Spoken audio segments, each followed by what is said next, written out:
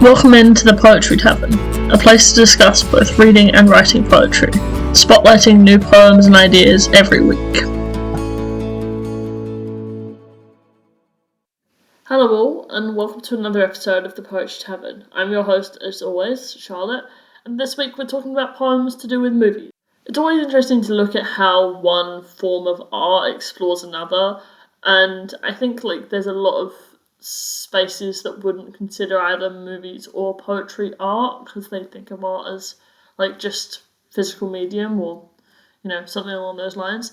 But I think looking at the way the two talk about each other is really interesting. But this is a poetry podcast, so I won't talk about movies. I'll talk about poems to do with movies instead.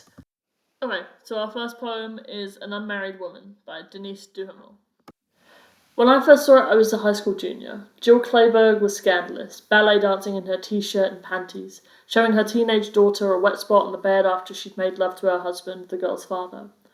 I was fascinated by Clayburgh's lip gloss and feathered hair. I had a Fair Isle sweater just like hers and wanted the crazy cape in which she wrapped her new lover on a cobblestone street in New York. I didn't understand then, of course, that I would someday be divorced after 16 years of marriage, just like her character, throwing up on a sidewalk just like she did, jittery in a therapist's office, having an awful blind date, eating dim sum with a stranger who would try to kiss her in a cab. Instead of pirouetting to Swan Lake, I jumped around the apartment singing, along with Pink and Beyoncé. Back then, in 1978, I didn't quite get Betrayal's depths. I just liked Jill's outfits, the skirt and tank in the final scene that reminds me now of Sarah Jessica Parker's ensemble in the opening credits of Sex and the City.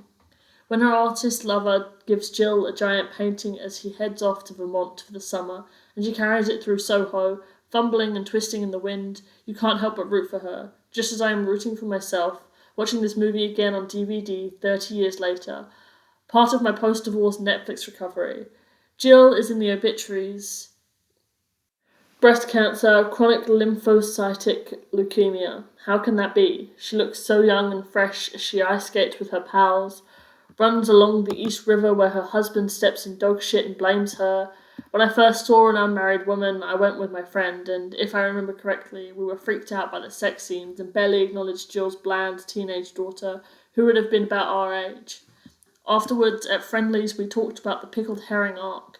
Jill's lover tells the story about how his mother threw a jar towards his father's head, and how, as he watched the fish smash against the wall, he decided to become an abstract painter. Towards the end of the movie, the lover himself lobs a jar at Jill when she doesn't do what he wants. My friend told me her mother hurled a bottle of applesauce at her father, and when she missed, the stuff ruined the wallpaper. That was just marriage, we guessed, sipping our frappes. We put our hands over our hearts and pledged we'd never wed, even as the cute boys came in, crowding into a booth across from us. We blushed and giggled despite ourselves. Adults, we agreed, were crazy. We wanted no part of their messes. I love the way in which this poem relates the experience of a movie to the experience of a life lived, and especially that retroactive thing of I watched this movie as a kid and now it makes sense to me only as I'm an adult. That's such an interesting thing that I think a lot of people have experienced but doesn't get talked about a lot. And the idea of going back and watching a movie that as a kid you didn't fully understand because, you didn't have the life experience that it was talking about, that it was conveying. But, there are plenty of movies we watch growing up that don't make as much meaning within us as they would to our parents or to us when we rewatch them when we're grown. And I think the way it talks about, the elements about, the way that they as teenagers felt about sex and, the way that they felt about being married. They were we're never going to get married, but also, these boys are cute. And, the thing of them making that promise, but knowing that the character who is the narrator breaks it because she is divorced. It's just such an interesting play around with it, and this poem's really fun. Okay, so the next poem is Upon the Actor's Longing for the Alienation Effect by Haji Kharari, translated by Roger Sadarat. Though larger than life, the actor lived in fear and trembling behind the literal screen, cutting a sliver into the white square to watch the public watching him in the debut of his new film. Unknowingly, he looked at times through his own eye, like a painting in a haunted house without its power of the gaze. Reactions to his acting owning his sense of self. If they laughed or cried on cue, he still doubted his value, longing to tear the screen away and risk approval beyond performance of his overpaid identity. What I like about this poem is that often when we're talking about movies, we're talking about the impact that it has on the audience. But this look into this is what the actor's life is, to be constantly subject to the approval of others and living in a world where your sense of self is determined by the value others see in your performance and not actually in the real version of you is such an interesting thing to look at. And not something that I consider a lot when I watch movies is people being paid to be judged. They're being paid to act, really, but part of performing for an audience is subjecting yourself to being seen.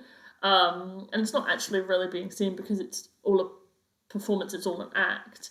But the value of that act is not determined by you or by people who are trained in that act. It's determined by people who sit and watch, and it's such an interesting thing that I'd not thought about a lot before.